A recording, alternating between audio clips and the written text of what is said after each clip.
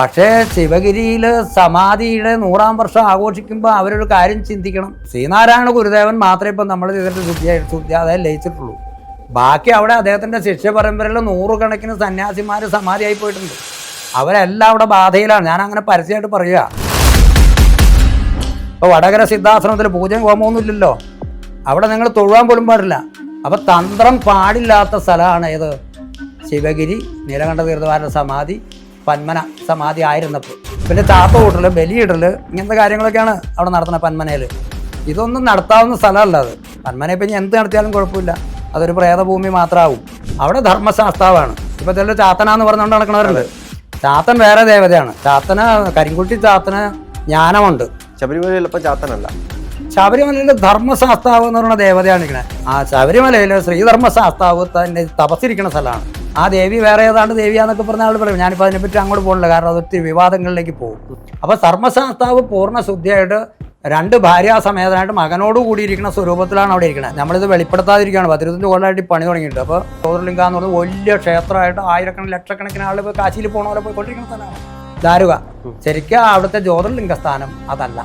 മഹാക്ഷേത്രങ്ങളൊക്കെ സമാധി പീഠത്തിൻ്റെ മുകളിലാണ് ശിവലിംഗത്തെ അല്ലെങ്കിൽ ആ ദേവതയെ പ്രതിഷ്ഠിച്ചേക്കണമെന്നൊരു ആശയം പ്രചരിച്ചിട്ടുണ്ട്. അപ്പോൾ ശബരിമലയിൽ ശാസ്താവ് സമാധി അതിൽ ലയിച്ചിരിക്കുക എന്ന് പറഞ്ഞ് പ്രചരിപ്പിക്കുന്നവരുണ്ട്. വെറുതെ ഇരുന്നാൽ ഒരു സുഖാനുഭവം വരാൻ തുടങ്ങും. 1 മണിക്കൂറൊക്കെ നിങ്ങൾക്ക് ഇരിക്കാൻ പറ്റിക്കഴിഞ്ഞാൽ സമാധിയുടെ സുഖം എങ്ങനെയാണെന്ന് അതിലേക്കൊരു നിങ്ങൾക്കൊരു അത് ബുദ്ധനാവുക എന്നാണ് പറയുക. ഏറ്റവും വലിയ നില ബുദ്ധനാവുക എന്നാണ്. പക്ഷേ ശിവഗിരിയിൽ സമാധിയുടെ 100-ാം വർഷം ആഘോഷിക്കുമ്പോൾ അവരൊരു കാര്യം ചിന്തിക്കണം. അവിടുത്തെ സന്യാസിമാർ, ബാക്കി കമ്മിറ്റിക്കാർക്ക് വലിയ കാര്യമൊന്നുമില്ലല്ലോ, ആധ്യാത്മികതയൊന്നും ആവശ്യമില്ല. സന്യാസിമാർക്ക് സമ്പ്രദായം നിലനിൽക്കണ്ടേ? അവരെന്ത് ചെയ്യണം? ഈ ശ്രീനാരായണ ഗുരുദേവൻ മാത്രമേ ഇപ്പം നമ്മൾ ചെയ്തിട്ട് ശുദ്ധി അതായത് ലയിച്ചിട്ടുള്ളൂ. ബാക്കി അവിടെ അദ്ദേഹത്തിൻ്റെ ശിഷ്യ പരമ്പരയിൽ 100 കണക്കിന് സന്യാസിമാർ സമാധിയായി പോയിട്ടുണ്ട്.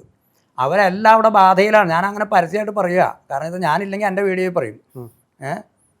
ഞാനത് പറഞ്ഞിട്ടുണ്ട് ഏതോ എൻ്റെ ഇതിൽ തന്നെ. അപ്പോൾ ഇത് അവരെ ശുദ്ധി ചെയ്ത് ലയിപ്പിക്കാൻ കഴിയണവർക്ക് ഈ 100-ാം കൊല്ലെങ്കിലും അവരുടെ പ്രശ്നങ്ങളും ദുരിതങ്ങളും കഷ്ടതകളും ഉണ്ട്. ശ്രീനാരായണ ഗുരുവിനെ മാത്രം ലയിപ്പിച്ചിട്ട് കാര്യമില്ല.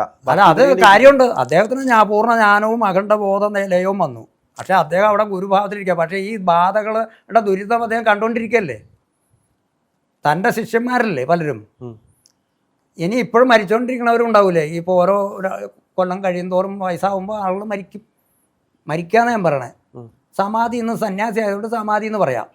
പക്ഷേ അവർ സമാധി ജ്ഞാനത്തിലേക്കൊന്നും എല്ലാവരും വരുന്നില്ല. അതിൽ താല്പര്യം പോലും ഇല്ല. ജ്ഞാന വഴി തന്നെ അവിടെ ഇല്ല. ജ്ഞാന വഴി തന്നെ പലർക്കും നഷ്ടപ്പെട്ടു. വേദാന്തം പഠിക്കുന്നുണ്ട്.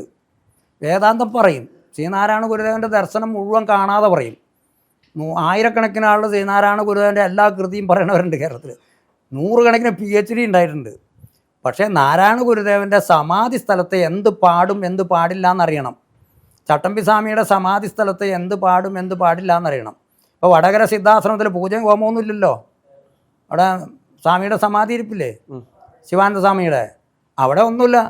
അവിടെ നിങ്ങൾ തൊഴുവാൻ പോലും പാടില്ല. അതാണ് സിദ്ധസമ്പ്രദായത്തിലെ സമാധിയിൽ.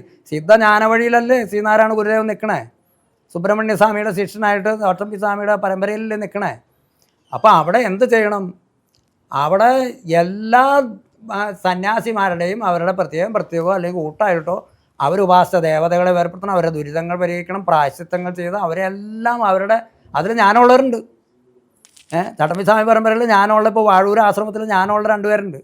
തീർത്ഥവാദ പരമഹംസനും വിദ്യാനന്ദ സ്വാമിക്കും ജ്ഞാനമുണ്ട്. പക്ഷേ അവർ ലയിച്ചിട്ടില്ല. നമ്മളത് അവിടെ പോയി പറഞ്ഞു അവരോട്. അവർക്കത് മനസ്സിലാവണില്ല. അതിലൊന്നും കാര്യമില്ല അവർ പറഞ്ഞത്. അവർ വേദാന്തം പറഞ്ഞാണെന്നാന്ന് പറഞ്ഞത്. സമാധി സ്ഥാനങ്ങളുടെ ആവശ്യകതയുണ്ട്. ആ സമാധിയുടെ ആവശ്യം എന്ന് പറഞ്ഞാൽ എന്താ? ഇപ്പോൾ ഒരാൾ സമാധി, ഇപ്പോൾ ചട്ടമ്പി സ്വാമിയുടെയും നാരായണ ഗുരുദേവൻ്റെയും 3 സ്ഥലങ്ങൾ ഇനിയുണ്ട് അതുപോലത്തെ. ഇപ്പോൾ ചട്ടമ്പി സ്വാമിയുടെ തീർന്നു. അവിടെ ഇനി ഒന്നും ചെയ്യാൻ പറ്റില്ല.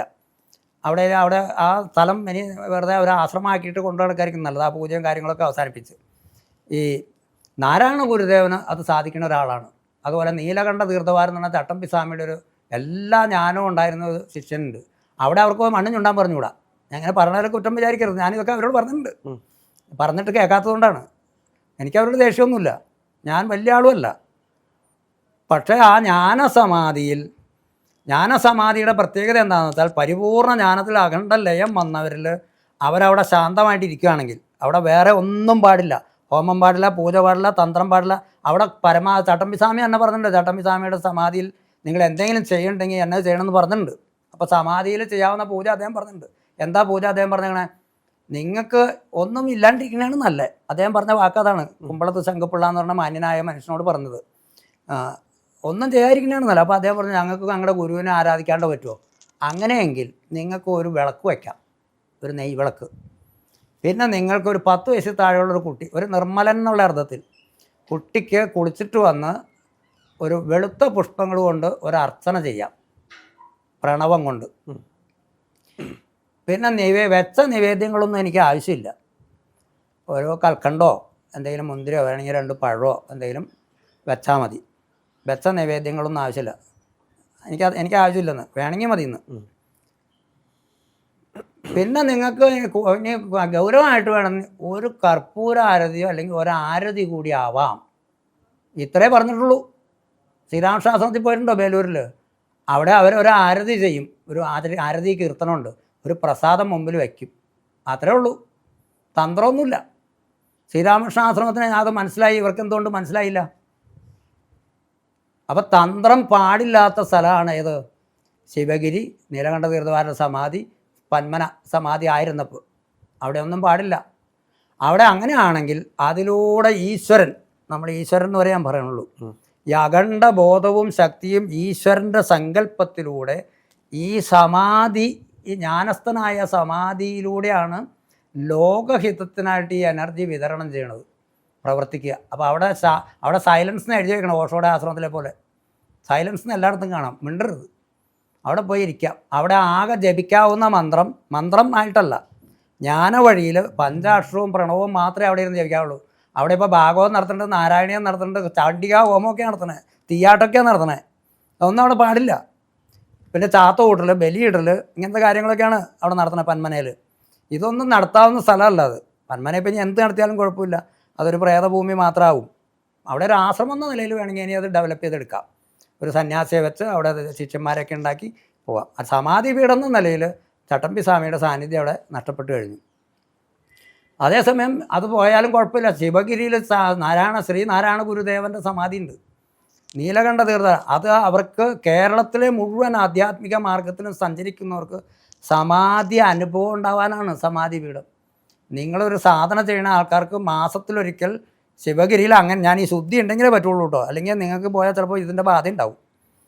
അപ്പോൾ അവിടെ പോയിട്ട് ചുമ്മാ കണ്ണടച്ചിട്ട് ശാന്തമായിട്ട് 10 പ്രണവം ജപിച്ചിട്ട് ശാന്തമായിരുന്നാൽ നിങ്ങളിലൂടെ അവിടെ ബോധനിലയിലല്ലേ ലയിച്ചിരിക്കണേ, ആ ബോധനിലയെ നിങ്ങൾക്ക് സ്പർശിക്കാൻ പറ്റും. ഞാൻ ഈ ചിന്മുദ്ര പറഞ്ഞതുപോലെ ഒന്നും ചെയ്യാതെ വെറുതെ ഇരുന്നാൽ ഒരു സുഖാനുഭവം വരാൻ തുടങ്ങും. 1 മണിക്കൂറൊക്കെ നിങ്ങൾക്ക് ഇരിക്കാൻ പറ്റിക്കഴിഞ്ഞാൽ സമാധിയുടെ സുഖം എങ്ങനെയാണെന്ന് അതിലേക്കൊരു നിങ്ങൾക്കൊരു സ്പർശം ഉണ്ടായി കിട്ടും. അതാണ് അവിടെ. അതുകൊണ്ടാണ് തന്ത്രം പാടില്ല എന്ന് പറഞ്ഞത്. ശക്തിയെ സ്പന്ദിപ്പിച്ചാൽ ഇവർക്ക് എന്തോരം ഇരുന്നാലും അത് ലഭിക്കില്ല. അപ്പോൾ ശിവഗിരി നാരായണ ഗുരുദേവൻ്റെ സമാധി ശുദ്ധി ചെയ്ത് എല്ലാ ദുരിതങ്ങളും പരിഹരിച്ചാൽ അതുപോലെ ഒരു സ്ഥലമാണ് ശിവഗിരിയിലെ നാരായണ ഗുരുദേവൻ. എല്ലാ സിദ്ധികളും ഉണ്ടായിരുന്നൊരു ഗുരുവാണ്. സുബ്രഹ്മണ്യ സ്വാമിയുടെ എല്ലാ സിദ്ധികളും ഉള്ളൊരു ശിഷ്യനാണ്. അപ്പോൾ അദ്ദേഹം നീലകണ്ഠ തീർത്ഥവാര അതുപോലെ എല്ലാം പഠിക്കുക, എല്ലാം ജ്ഞാനമുള്ള ആളാണ്. അത് ആ നിലയിൽ കാണാൻ പറ്റിയാൽ ഈ ബുദ്ധനിരിക്കുന്ന പോലെ, ബുദ്ധനിൽ അതായത് മഹായാനത്തിൽ ബുദ്ധത്വം എന്നാണ് പറയുക, നിർവ്വാണമല്ല. നിർവ്വാണം എന്ന് പറയുന്നത് ഹീനയാനത്തിൽ നമ്മൾ പറയുന്ന സമാധിയെ നിർവ്വാണം എന്നാണ് പറയണത്. മഹായാനത്തിലേക്ക് വരുമ്പോൾ നമ്മുടെ സമയാചാരത്തിലെ ജ്ഞാനമാർഗം പോലെയാണ്. അതിൽ ബുദ്ധനാവുക എന്നാണ് പറയുക, ഏറ്റവും വലിയ നില ബുദ്ധനാവുക എന്നാണ്. അപ്പോൾ ശ്രീനാരായണ ഗുരുദേവനും നീലകണ്ഠ തീർത്ഥവാരും ശുദ്ധി ചെയ്ത് അവരെ ലയിപ്പിച്ച് അതിൻ്റെ അഖണ്ഡ ബോധത്തെ അവിടേക്ക് കൊണ്ടുവരാൻ പറ്റിയാൽ ഭൂമിയിലെ ഏറ്റവും വലിയ, കേരളത്തിലെ ഏറ്റവും വലിയ ഭാഗ്യസ്ഥാനങ്ങളാണ്. ഒരു സംശയം കൂടെ, ഇപ്പം ശബരിമലയുമായി ബന്ധപ്പെട്ട് നമ്മൾ നോക്കിക്കഴിഞ്ഞാൽ ശബരിമലയിൽ മണികണ്ഠൻ്റെ അല്ലെങ്കിൽ അയ്യപ്പൻ്റെ ആ ശരീരം ഇരിക്കുന്നത് താഴെയാണ്, അപ്പം മണിമണ്ഡപത്തിലാണ്. അപ്പോൾ അവിടെ എങ്ങനെയാണ് ഇത് ബാധിക്കുന്നത്? അതിൽ ഇപ്പോൾ നമ്മുടെ കേരളത്തിൽ പ്രചരിച്ചുകൊണ്ടിരിക്കുന്ന 2 മഹാത്മാക്കൾ എഴുതിയ പുസ്തകങ്ങളിലൂടെ പ്രചരിച്ചുകൊണ്ടിരിക്കുന്ന ഒരു തെറ്റുണ്ട്. അപ്പോൾ അവർ മഹാത്മാക്കളായതുകൊണ്ട് ഞാൻ അവരുടെ പേര് പറയുന്നില്ല. നല്ല വിവരമുള്ള ആളാണ്. കേരളത്തിൽ ശ്രീവിദ്യാ പ്രസ്ഥാനമൊക്കെ പ്രചരിപ്പിച്ച ഒരാളാണ് അവർ. ഈ മഹാക്ഷേത്രങ്ങളൊക്കെ സമാധി പീഠത്തിൻ്റെ മുകളിലാണ് ശിവലിംഗത്തെ അല്ലെങ്കിൽ ആ ദേവതയെ പ്രതിഷ്ഠിച്ചേക്കണമെന്നൊരു ആശയം പ്രചരിച്ചിട്ടുണ്ട്. അത് ഞാനും അങ്ങനെ പ്രസംഗിച്ചിട്ടുണ്ട് എൻ്റെ ചെറുപ്പത്തിൽ, ഇവർ പറഞ്ഞു കേട്ടിട്ട്. ഞാനിത് ജ്ഞാന വഴിയിൽ എനിക്കൊരു നല്ല നിലയായപ്പോൾ ഞാനിത് അന്വേഷിച്ച് ഓരോ സ്ഥലത്തും അന്വേഷിച്ച് എനിക്ക് ഏതാണ്ട് ഈ ഒരു പറഞ്ഞ സ്ഥലത്തൊക്കെ ഞാൻ പോയിട്ടുണ്ട്. അവിടെ പോകുമ്പോൾ നമുക്ക് ഇവരെ കാണാൻ പറ്റുന്നുണ്ട്. അപ്പോൾ നമ്മൾ നമ്മുടെ ഗുരുക്കന്മാരോട് ചോദിക്കും എവിടെയാണ് സമാധി. ഇപ്പോൾ വൈക്കത്ത് പുലിപ്പാണിയുടെ സമാധിയിലാണ് ശിവലിംഗം ഇരിക്കണതെന്നാണ് പ്രചരിപ്പിക്കുന്നത്. വൈക്കത്ത് സദാശിവൻ ഗുരുഭാവത്തിലായിരിക്കണം. കാരണം പുലിപ്പാണി ഗുരുഭാവത്തിൽ ഉപാസിച്ച ദേവതയാണത്. പക്ഷേ പുലിപ്പാണിയുടെ ദേവതയല്ല. പുലിപ്പാണി അതായത് ജ്ഞാന ഗുരുവായിട്ടിരിക്കുന്നത് കൊണ്ടാണ് പുലിപ്പാണി അവിടെ സമാധികൾ ശീലിക്കുകയും ഇരിക്കുകയൊക്കെ ചെയ്തിട്ടുള്ളത്. അതുകൊണ്ട് അവിടെ ഇരുന്നിട്ടുണ്ടെങ്കിൽ അവിടുത്തെ വൈക്കത്തപ്പനെ ഉപാസിച്ചാൽ ജ്ഞാനം തെളിയും. ഗുരുവായൂരപ്പനെ ശരിയാവണ്ണം ജ്ഞാന വഴിക്ക് ഉപാസിച്ചാൽ ജ്ഞാനം തെളിയും. ജ്ഞാനലബ്ധിക്ക് ഗുരു വേണം, പക്ഷേ ജ്ഞാന വഴി കാണിച്ചു തരും. അതാണ് ചെമ്പിൽ പണിക്കർക്കും ദക്ഷിണാമൂർത്തി സ്വാമിക്കൊക്കെ ജ്ഞാനം ഉണ്ടായി എന്ന് പറഞ്ഞത്. ഏത് വൈക്കത്തപ്പൻ്റെ മുമ്പിലിരുന്ന അവർ ആ വൈക്കത്തപ്പനെ ജ്ഞാനഭാവത്തിൽ ഗുരുവായിട്ട് ഉപാസിച്ചു. ഈ പുലിപ്പാണിയുടെ സമാധി അതിൻ്റെ പ്രദക്ഷിണ വഴിക്കകത്താണ്, ഈ ശിവലിംഗത്തിൻ്റെ താഴെയല്ല. എവിടെയാണെന്ന് ഞാൻ പറയണില്ല, പറയാൻ പാടില്ല എന്ന് പറഞ്ഞിട്ടുണ്ട്. അതുകൊണ്ടാണ് അകത്തെ പ്രദക്ഷിണ വഴിക്കകത്താണ്. പക്ഷേ അവർ അവിടെ ആലിൻ്റെ ചോട്ടിൽ, പുറത്തെ ആലിൻ്റെ ചോട്ടിൽ പുലിപ്പാണിയുടെ സമാധി, അതായത് വ്യാഘ്രപാദൻ്റെ സമാധി സ്ഥാനം എന്ന് സൂചിപ്പിക്കണ പോലെ ഒരു ബോർഡ് വെച്ചിട്ടുണ്ട്. അവർക്കത് അറിഞ്ഞുകൂടാത്തതുകൊണ്ടാണ്. അതുപോലെ ഇപ്പോൾ പത്മനാഭസ്വാമിയുടെ അവിടെ അത് അഗസ്തീശ്വരൻ്റെ സമാധി സ്ഥാനമാണ്. അതിൻ്റെ തുറക്കാത്ത അറക്കാതായിരിക്കണമെന്ന് വരെ പ്രചരിപ്പിച്ച ആളുകളുണ്ട്. അഗസ്തീശ്വരൻ്റെ സമാധി പത്മനാഭസ്വാമി ക്ഷേത്രത്തിൻ്റെ അകത്താണ്, പക്ഷേ പത്മനാഭൻ ഇരിക്കുന്നതിൻ്റെ അടിയിലല്ല. അതായത് സമാധിയുടെ മേളിലല്ല പത്മനാഭസ്വാമിയെ പ്രതിഷ്ഠിച്ചേക്കണേന്ന്. പത്മനാഭസ്വാമി അപ്പോൾ അവിടെ ജ്ഞാനഭാവത്തിലാണ് ഇരിക്കണേ. അഗസ്തീശ്വരൻ്റെ സമാധി പ്രദക്ഷിണ വഴിക്ക് പുറത്താണ്. സമാധി ഉണ്ട് അവിടെ. അഗസ്തീശ്വരൻ്റെ സമാധി പത്മനാഭസ്വാമി ക്ഷേത്രത്തിൻ്റെ മതിൽക്കകത്ത് തന്നെയാണ്. എവിടെയാണെന്ന് ഞാൻ പറയില്ല. ഞങ്ങൾക്കറിയാം, ഞങ്ങളവിടെ പോയിരിക്കാറുണ്ട്, ഞങ്ങൾ അവിടെ പ്രണവം ജപിക്കാറുണ്ട്, അവിടെ ചെല്ലും സ്വാമി പ്രത്യക്ഷ ആവാറുണ്ട്, സ്വാമി കാര്യങ്ങൾ പറഞ്ഞു തരാറുണ്ട്. സ്വാമി അല്ലെങ്കിലും ഗുരുകുലത്തിൽ തന്നെയാണ് ഞാൻ പറഞ്ഞേ. ഇതുപോലെ ഓരോ സിദ്ധന്മാരുടെയും സമാധി ഇരിക്കുന്നത് ഇവർ പറഞ്ഞതുപോലെ മഹാത്മാവ് എഴുതിയ പുസ്തകത്തിലെ പോലെ അല്ല. അപ്പോൾ ശബരിമലയിൽ ശാസ്താവ് സമാധി അതിൽ ലയിച്ചിരിക്കുക എന്ന് പറഞ്ഞ് പ്രചരിപ്പിക്കുന്നവരുണ്ട്.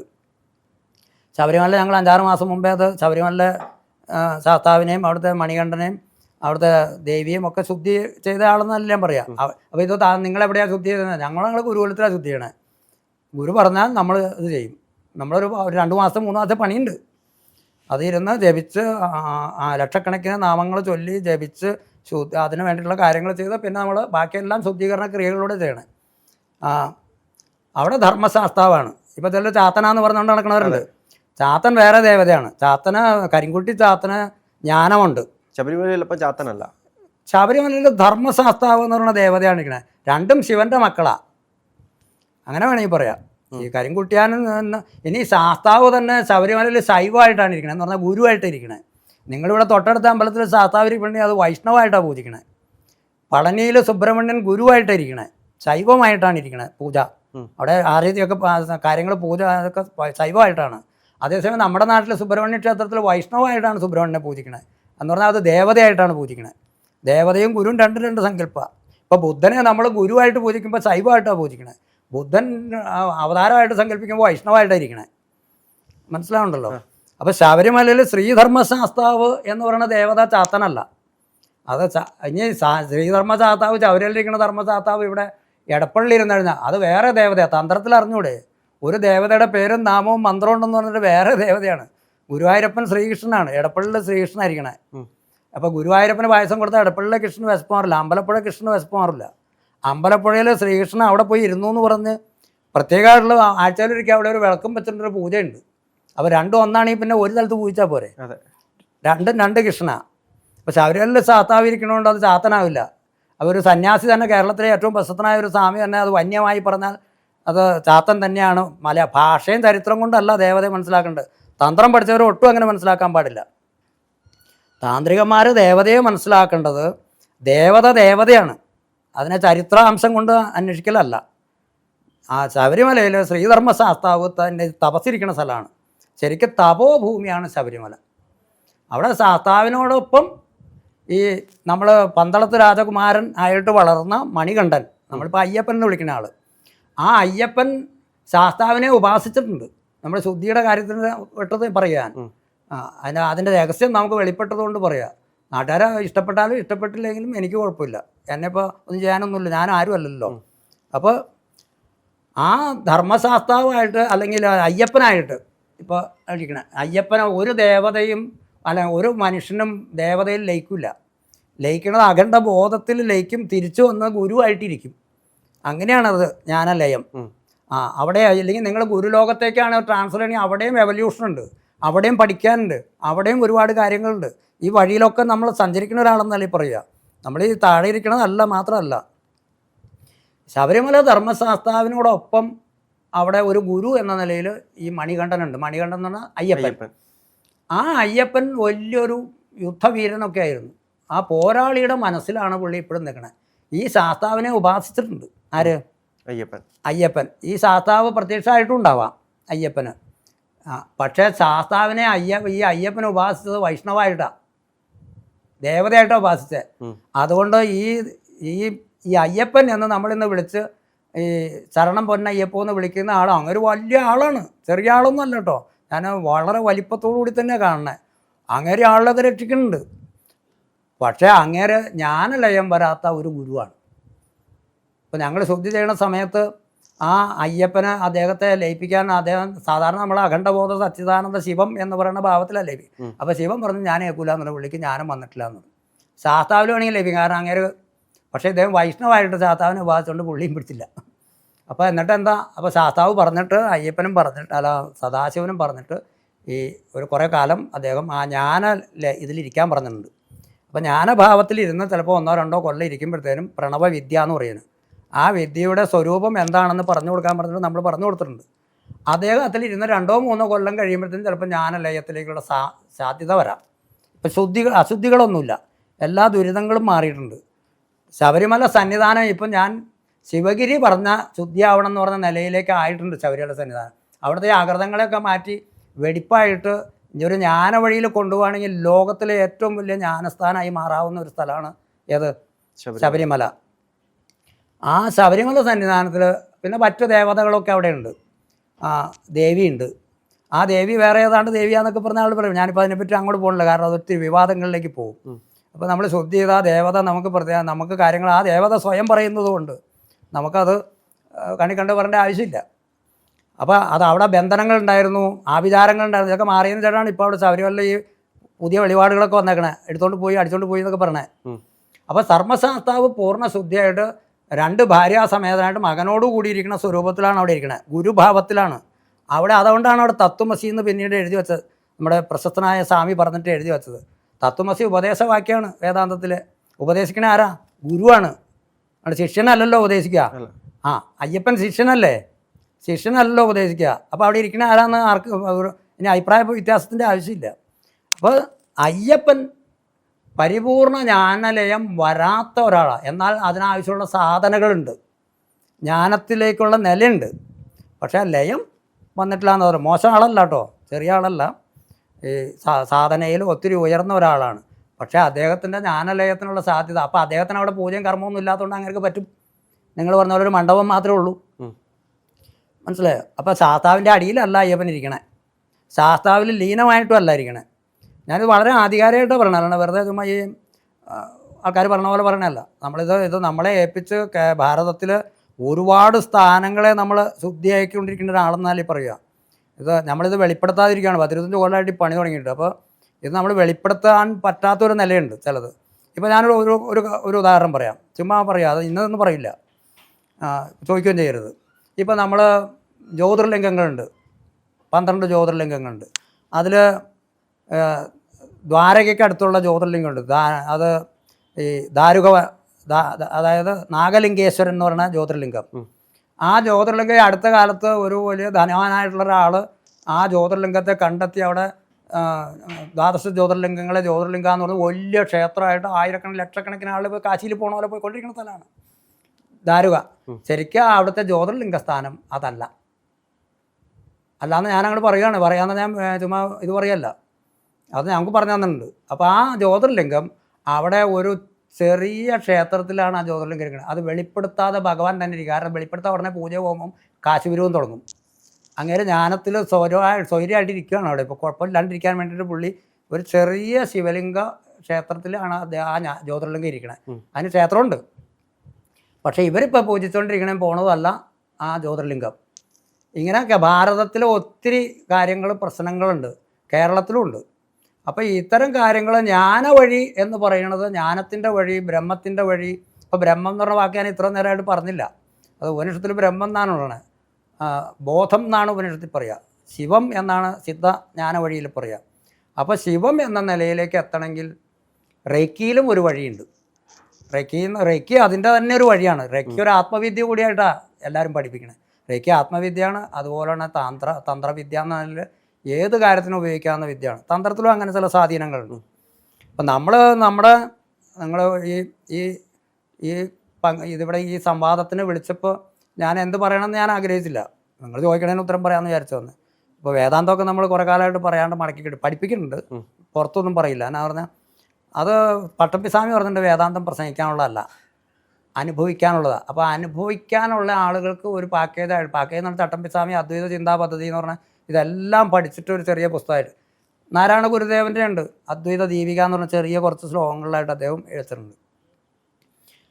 അപ്പോൾ അവരൊക്കെ മനസ്സിലാക്കാൻ ഇത് മുഴുവൻ പഠിത്തം ഇത്ര മതി, ഇതുകൊണ്ട് നിങ്ങൾക്ക് മനസ്സിലാവും, തത്വം ഉറയ്ക്കാൻ സഹായിക്കും. അപ്പോൾ ജ്ഞാനത്തിൻ്റെ വഴിയെ വീണ്ടെടുക്കുക. ഞാൻ പുനഃസ്ഥാപിക്കാൻ പറയാൻ പറ്റുന്നില്ല. ശങ്കരാചാര്യ സ്വാമികൾ പുനഃസ്ഥാപിച്ചു എന്ന് പറയുന്നുണ്ട്. അത് പിന്നീട് നിശ്ചിതരായിട്ടുണ്ടാവും. ശങ്കരാചാര്യ സ്വാമി ഇത് സ്ഥാപിച്ചതാണ്, ഇത് വീണ്ടെടുത്തതാണ്.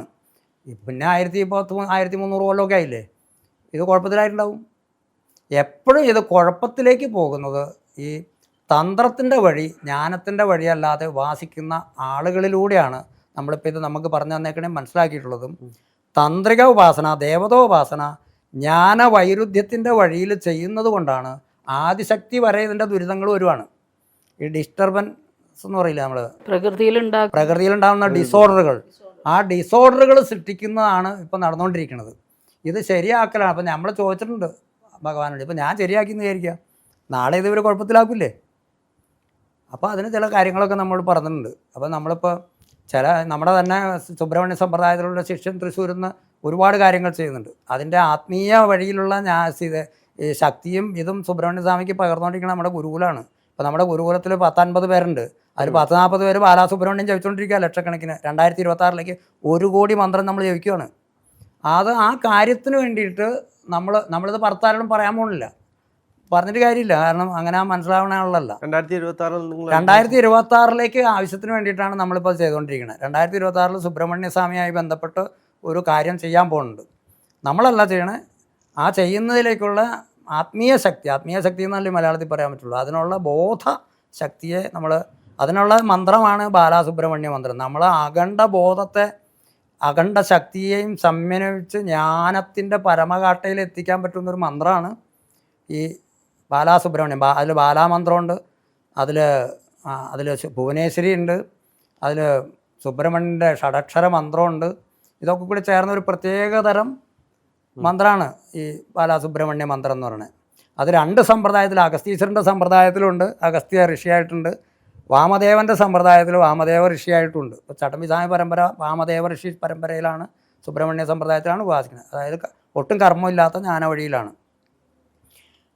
അപ്പോൾ നമ്മളിതൊക്കെ ഇങ്ങനെ പറയണത് എന്തിനാണെന്ന് വെച്ചാൽ, ഏതെങ്കിലും ഒരാൾക്ക്, ഇപ്പോൾ കേരളത്തിലിപ്പോൾ 1,00,000 പേര് അല്ലെങ്കിൽ 10,000 പേര് കാണുന്ന ഒരാൾക്ക് ഈ ജ്ഞാന വഴിയിൽ ഒരു സ്ഫുരണം ഉണ്ടാവാൻ സഹായിച്ചാൽ അത്രയും നല്ലതെന്ന് വിചാരിച്ചിട്ടാണ്. എന്താണെങ്കിലും ഒരുപാട് സന്തോഷമുണ്ട്. ഇനിയും നമുക്ക് വീണ്ടും അടുത്ത എപ്പിസോഡുമായിട്ടിരിക്കാം. ഒരുപാട് നന്ദി. നമസ്കാരം. ഞാനിവിടെ ഈ അബാക്ക് മീഡിയയിൽ വരാനുള്ള ഈ കാര്യങ്ങൾക്ക് വേണ്ടി സഹകരിച്ച ഇതിൽ നമ്മളിതിൽ ക്ഷണിച്ചതിന് എല്ലാവരോടും നന്ദി. നമസ്കാരം.